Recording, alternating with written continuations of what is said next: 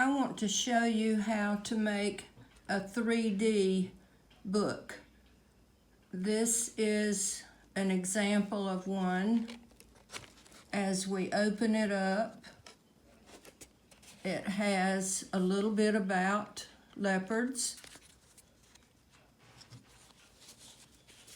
This one has foreground, middle ground, background. Again, it's built on an accordion, and in the foreground, of course, is the wolf, and then the middle ground has some grass with pink flowers, and the background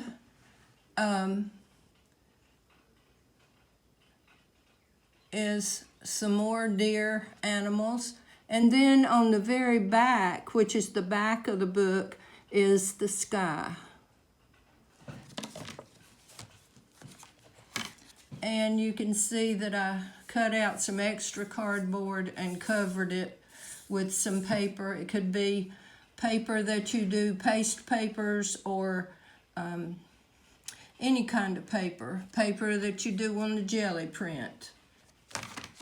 And then this one that has a hummingbird. And this one has 3 pages and the background that has flowers on it. So the hibiscus, 2 buds on the first 2 pages, and then the hummingbird and a hibiscus on the third, and the back page has the background flowers. If I can find it. There it is. I'm going to use double-sided tape today to save time, I hope.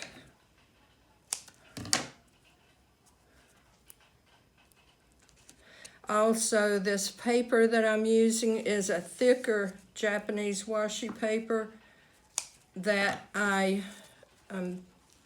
used the jelly print on, and it didn't want to glue as well on the other piece, so okay. All right, when you get the glue or the, well, that didn't work. When you get the glue or the double-sided tape down, I like to pull the corners down. I know a lot of bookmaking people cut the corner right here, but I just like the way the corner looks better if you fold that down first. Fold all 4 corners down, and then come back and pull this edge around and glue it down. So that gets your back and front covered. If it's going to show, then you'll want to have some other color that's cut maybe just a little bit smaller than your front and your back to glue on the inside. Once you have that done, or beforehand, you need to decide what images you're going to show and how many pages. I showed you one book with the leopard that had 2 pages in the background, and then the other ones had 3 pages and a background. But I have these little matte looking pieces, and you need 2 for each page, and I just cut mine out of cardstock. You want these to be the same height and the same width all the way around as your front and your back. Then you need to make your images, and I decided I wanted to make an underwater scene this time. So I cut out and painted some stuff that might be growing down under the ocean. And to make it three-dimensional, I'm going to put a little bit of tape right here and stick on an extra piece. So just be creative and figure out what you want to do to make your designs the way you want them. Here's my fish, one of them, and I've cut an extra piece that would be glued on for the top fin, and maybe this fin, I've left the piece hanging on to put glue, and I would glue it right here on the top, or you could put a bottom fin. Now, I'll show you the book that is in progress because I didn't want to use up all of my time. This is the back of my book, and it just has some jelly printed water on it. And I've glued that down to the back. This is mat board that I had scraps of mat board left. My pages are, the first page has only water on it. My second page has two little fish on it.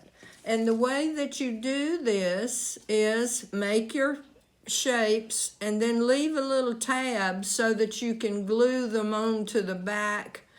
Actually, I used some tape also.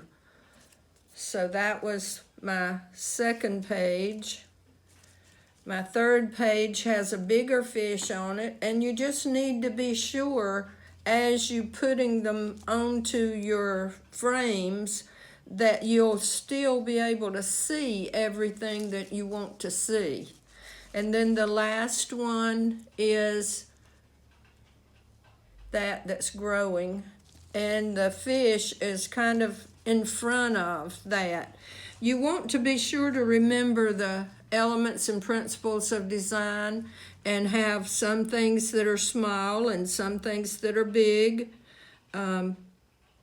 some that are light, some that are dark, and so on.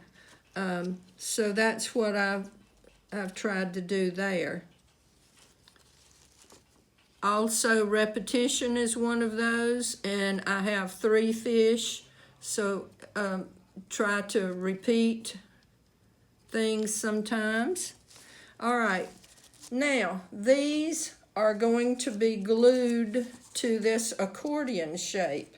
And going back to that first one that I was doing, I cut a piece of cardstock that's exactly the same size as the side of the book, and I'm going to fold it into an accordion, and I like to fold it in half first.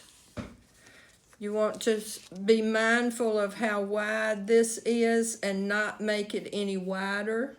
It can be half as big, 3/4 as big, but not any larger than the width of your side. So fold it back, and I measure on the top to be sure that the top is level, and then I don't have a bone folder with me, but mash that down, then fold it back, and again measure the top and pinch it down so that you're going to make it exactly even with the last one. And just fold it back and forth until you get enough folds for however many pages you're going to have. When you get all of the folds that you need, and you can tell that because you're going to be gluing, like this one is ready to have the pages glued on it. And I had one piece that I glued to the back of the book, and then the other side is where we're going to glue the third page.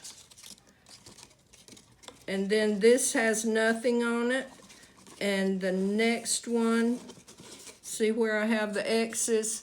That tells me where I'm going to glue my pages. And then I have this extra piece is where I'm going to put glue on to glue my front cover to that little piece, so it will open up.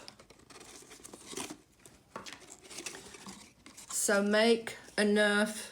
I've got 1, 2, 3, 4 pages for this book, so I have 4 valleys, I guess you would say. And you're going to glue your page onto the valley that's closest to the front of your book.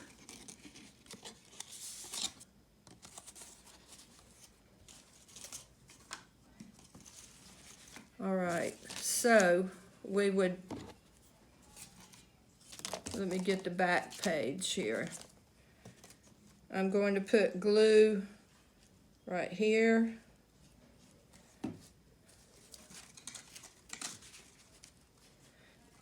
And level this up.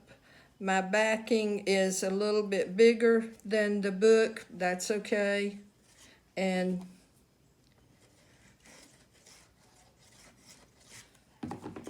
glue that down. And then just continue with each page on each side until you get to the front page.